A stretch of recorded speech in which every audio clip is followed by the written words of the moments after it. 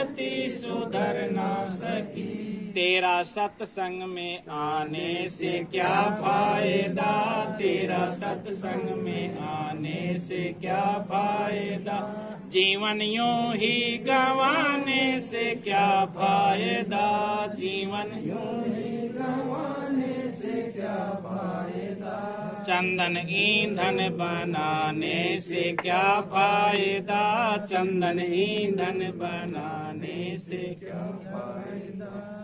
तो ये चंदन रूपी जो शरीर मिला है, इसका कोई उद्देश्य है ऐसे ही नहीं मिला, और केवल हम खा पी करके, भोग करके, सो करके, बच्चे पैदा करके इसी को ही जीवन ना माने।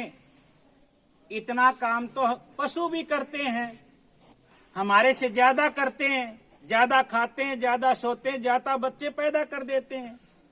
उनके तो सारी चमड़ी भी काम आ जाती है, उनकी तो गोबर भी काम आता है, मूत्र भी काम आता है, सब कुछ काम आता है। अपना क्या आता है?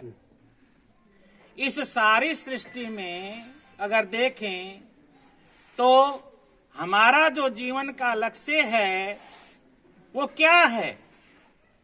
महाराज जी के मुखारविंद से सुनते रहे और गुरु जी के मुख से सुन रहे हैं कि सभी सुखी हो जाएं, सर्वे भवन्तु सुखिनः, सर्वे सन्तु निरामया, सर्वे भद्राणि पश्यन्तु मा कश्चित् दुख भाग भवेत्। सबका भला करो भगवान, सब पर कृपा करो भगवान, सबका सब विध हो कल्याण, सुखी बसे संसार सब, दुखिया रहे न कोई, यह अभिलाषा हम सबकी भगवान पूरी होए।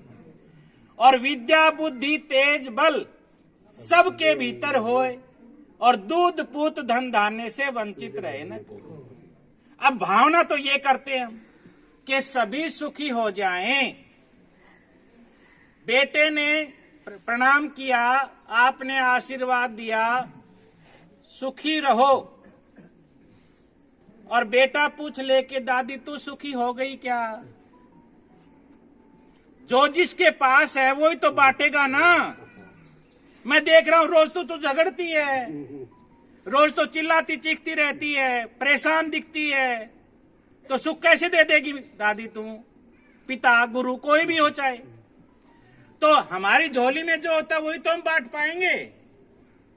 इसलिए हम सब घुटन मुक्त हों, घुटन का जीवन जी रहे हैं, घरों में एक छत के नीचे झेल रहे हैं, जी नहीं रहे हैं, पड़े हैं जैसे तैसे करके, कुल मिला करके एक दूसरे से भय है।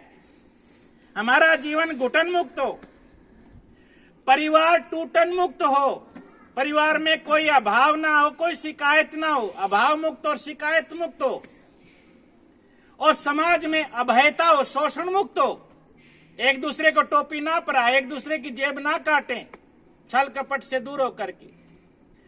और इतना होने के पश्चात जो ये प्रकृति है ये प्रदूषण मुक्त हो, जहर मुक्त हो।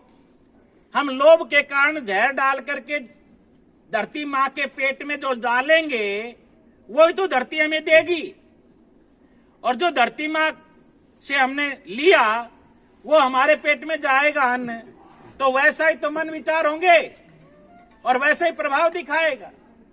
इसलिए हम घुटन मुक्त हो, परिवार टूटन मुक्त हो, अभाव मुक्त, शिकायत मुक्त हो, समाज शोषण मुक्त हो, प्रकृति प्रदूषण मुक्त हो, सब में खुशी हो, हार्मनी हो, खुश होकर के दूसरों के लिए जब हम खुशी से काम करते तो खुश सुखी होते ही हैं, खुशी मिलती ही है। जब आश्रम में आकर के गौ माता की सेवा करते तो कोई एहसान थोड़ी कर रहे हैं किसी पर। इससे क्या होता है, हम न तो गुरु जी के लिए कर रहे हैं, न गौ माता के लिए कर रहे हैं, न किसी दूसरे के लिए कर रहे हैं।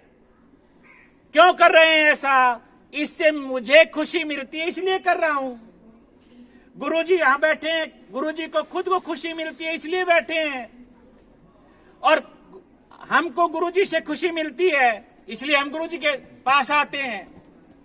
आश्रम के अंदर जैसे हम कितना शांति से बैठे हैं, शांति से प्रसाद लेंगे, जूते लाइन में निकालते हैं।